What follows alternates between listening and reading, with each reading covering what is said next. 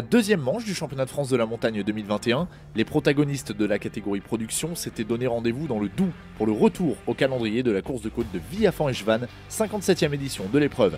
Après une manche inaugurale ayant livré de nombreuses surprises, l'on pouvait s'attendre à vivre un meeting animé, c'est effectivement ce qui s'est produit.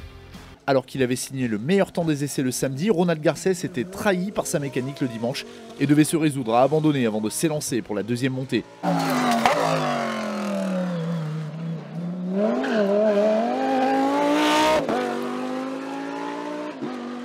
Yannick Poinsignon ne s'est donc pas fait prier et pour son véritable retour à la compétition, il s'impose à Villafan-Echevannes. C'est la troisième victoire du pilote vosgien après ses deux succès obtenus en fin de saison 2019.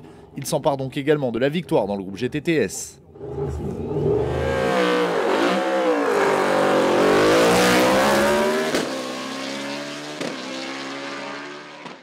Oui, satisfait, oui, parce que bon, on repart avec la victoire. Bon, le week-end avait mal commencé, problème d'autobloquant. On a dû repartir à la maison chercher des pièces hier en fin d'après-midi, travailler assez tard hier soir pour arriver à réparer. Donc voilà, première montée ce matin, on était un petit peu dans l'incertitude de voir comment ça allait se passer au niveau de la tenue de route de la voiture. Bon, c'était bien, donc j'ai pu rouler assez correctement. Après, je ne suis pas encore dans mes chronos d'il y a 2 ans. La reprise n'est pas si simple, hein.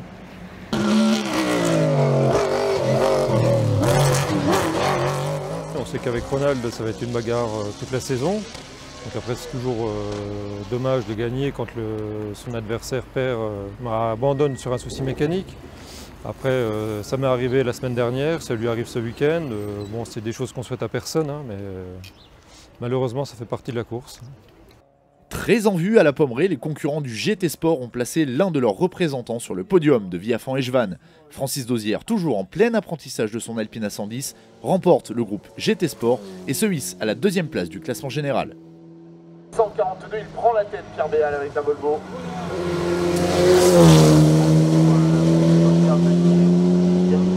De retour à la compétition le week-end dernier, Pierre Béal a parfaitement profité de la situation pour placer sa Volvo TC10 à la 3e place du scratch, signant ainsi son premier podium avec cette voiture en championnat de France de la montagne.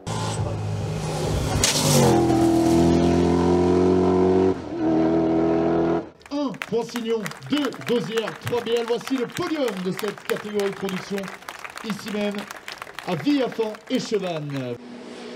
Comme à la Pommeraye, c'est Aurore Dodille et sa Citroën C2 du groupe F2000 qui termine meilleure féminine de la catégorie production, de justesse devant Elodie Lafosse que l'on retrouvera un peu plus tard dans ce résumé. Pour sa deuxième course avec sa BMW M3 E36, Alexandre Garnier se paie le luxe de terminer meilleur jeune de la catégorie production tout en ayant également découvert le week-end dernier le tracé de la course de côte de Villafan-Echevannes. Dans le groupe A, c'est le local de l'épreuve Denis Millet qui s'impose au volant de sa Volkswagen Polo. Le pensionnaire de Laza Sequani ayant régalé les spectateurs tout au long du week-end. Il prend également la 4e place du classement général. Vainqueur à la Pommeraye, Stéphane Garcia poursuit sur sa lancée et place sa Peugeot 308 Cup à la 2e position de ce groupe, ainsi qu'à la 5e du scratch.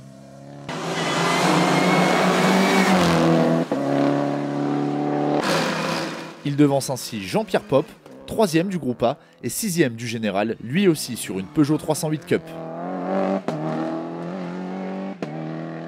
La lutte a été vive dans la classe A5 et c'est à nouveau le nordiste Geoffroy Bouin et sa Seat Leon Supercopa MK2 qui l'emporte et qui prend également la 9e place du scratch.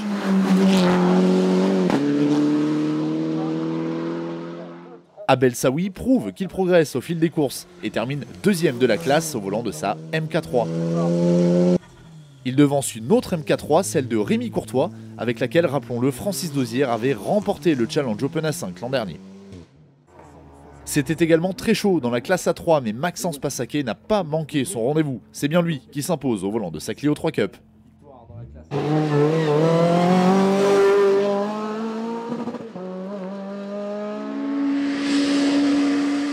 Michel Binot avec sa Nissan Almera Kit Car termine dans les échappements de Passaquet et s'offre la 2e place du A3.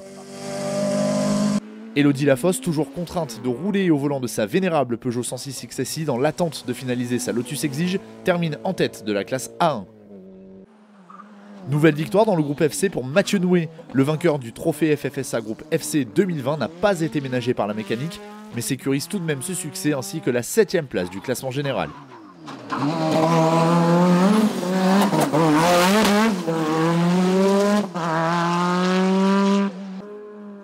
Lui aussi n'a pas été verni à Villaphant-Echevannes. Christophe Pansignon a dû composer avec un CG Turbo capricieux mais s'offre tout de même la deuxième position du groupe FC. Pour sa première apparition de la saison, Sébastien Lemaire impose sa BMW M3 E36 dans le groupe N et termine également 8ème du classement général. Il devance Pascal Katz, vainqueur à la Pommerée au volant de sa Renault Mégane RS, pris en sandwich ce week-end entre les BMW de Lemaire et de Garnier. Dans la classe N2, Julien Nouveau poursuit parfaitement sa saison de reprise et s'impose au volant de sa Honda Civic VTI. Succès total pour le team d'Osières Compétition en GT Sport puisque derrière le patron pilote, c'est Philippe Marion qui prend la deuxième place ainsi que la 10e du scratch avec sa Porsche 997 GT2. Christian Boulanger signe un nouveau succès dans le groupe F2000 où sa Renault Clio RS n'aura jamais été réellement inquiétée. Enfin, notons la victoire dans la classe GTTS2 de Jean-Jacques Morel au volant de sa Peugeot RCZ Cup. N'oublions pas de citer les concurrents de la catégorie VHC et notamment Joël Juif qui au volant de sa Renault 5 Turbo remporte la catégorie production ainsi que le groupe 4. Prochain rendez-vous pour les concurrents de la catégorie production les 17 et 18 juillet prochains en Haute-Loire pour la 51e course de côte de Dunières, 3e manche du championnat de France de la montagne 2021.